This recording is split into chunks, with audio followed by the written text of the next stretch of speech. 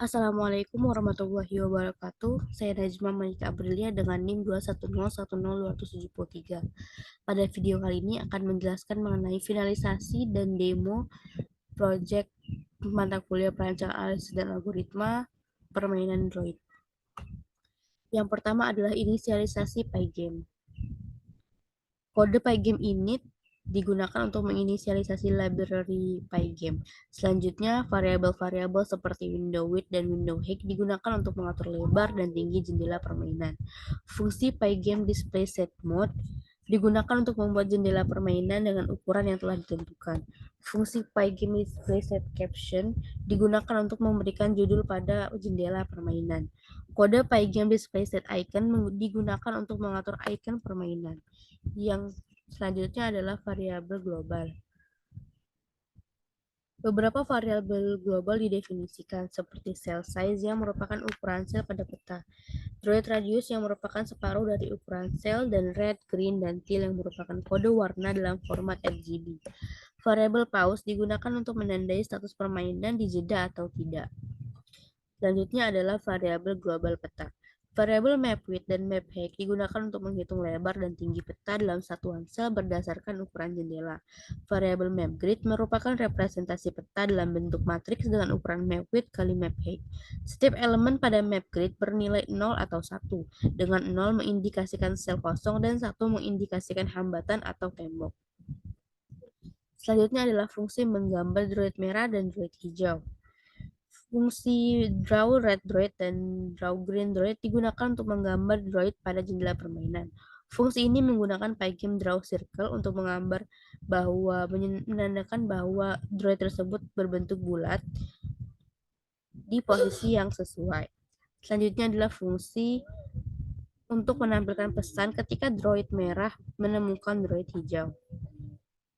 Fungsi show phone message menggunakan modul message box yang ada di import from Teginter import message box. Fungsi ini menggunakan modul dari Teginter untuk menampilkan pesan pop-up ketika droid merah menemukan droid hijau. Pesan yang ditampilkan adalah droid merah telah menemukan droid hijau. Selanjutnya ada fungsi mengacak posisi droid pada peta. Fungsi ini digunakan untuk mengacak posisi droid merah dan droid hijau pada peta. Fungsi ini mengubah nilai variabel red droid positions dan green droid post dengan posisi baru yang diacak. Jika posisi droid merah dan droid hijau sama, fungsi ini akan memanggil dirinya sendiri secara rekursif untuk mengacak posisi hingga posisi tersebut berbeda. Selanjutnya, menghitung jarak antar posisi pada peta. Fungsi distance digunakan untuk menghitung jarak antara dua posisi pada peta. Fungsi ini menggunakan rumus jarak Euclidean untuk menghitung jarak antara dua titik dalam koordinat dua dimensi. Fungsi math_sqrt digunakan untuk menghitung akar kuadrat dari penjumlahan kuadrat selisih koordinat x dan y. Selanjutnya adalah fungsi untuk mendapatkan tetangga-tetangga dari suatu posisi pada peta. Tetangga dari langkah-langkah yang droid merah akan jalani dari sebelah kiri, kanan, atas, dan bawah. Selanjutnya adalah fungsi untuk melakukan algoritma Astar, di mana fungsi ini untuk menemukan jalur terpendek dari droid merah menuju droid hijau. Lalu, selanjutnya adalah fungsi untuk memulai permainan.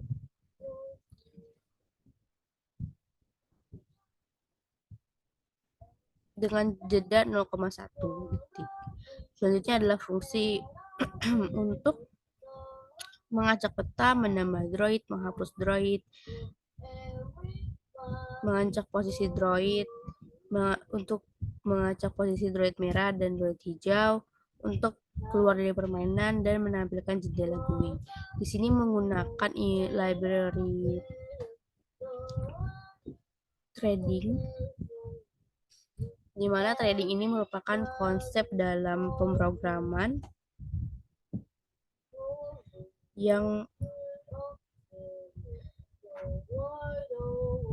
pada konsep ini memungkinkan untuk menjalankan beberapa alur eksekusi secara simultan atau paralel dalam satu program. Setiap alur eksekusi yang berjalan secara terpisah disebut thread. Dengan menggunakan threading, program dapat menjalankan beberapa tugas secara bersamaan, sehingga meningkatkan efisiensi dan responsivitas program. Dalam codingan tersebut, threading digunakan untuk menjalankan beberapa tugas secara bersamaan dalam program. Menjalankan antarmuka grafis menggunakan library Tkinter. Pada bagian terakhir kode terdapat fungsi show GUI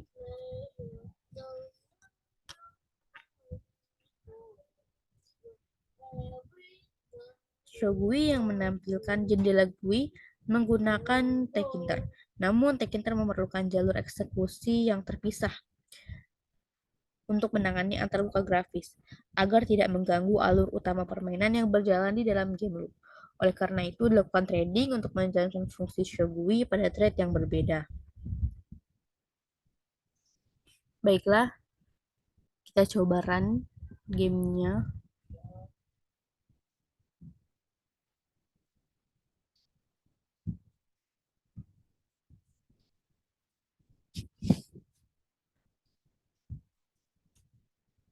Sudah muncul droid merah dan droid hijau, namun belum ada peta. Untuk memunculkan peta, kita tekan acak peta.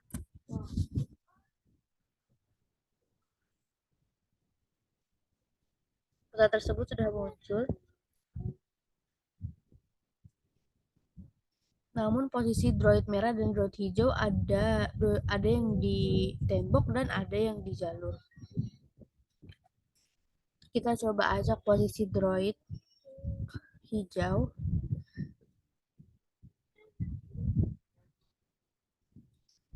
Coba acak posisi droid merah. Mendekati droid hijau.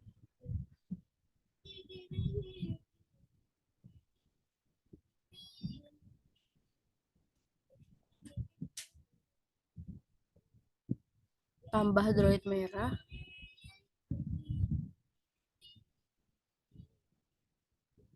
Kita juga bisa menghapus droid merah.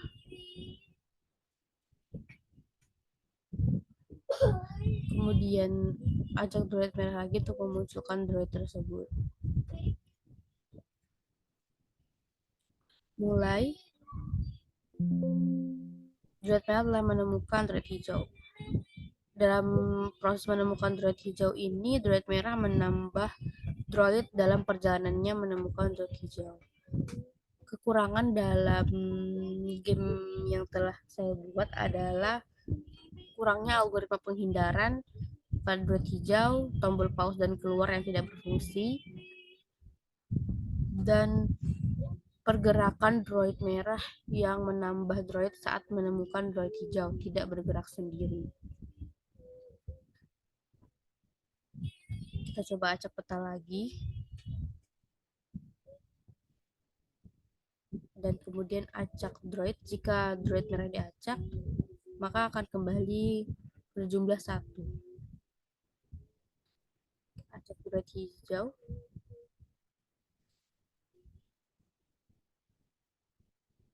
Mulai.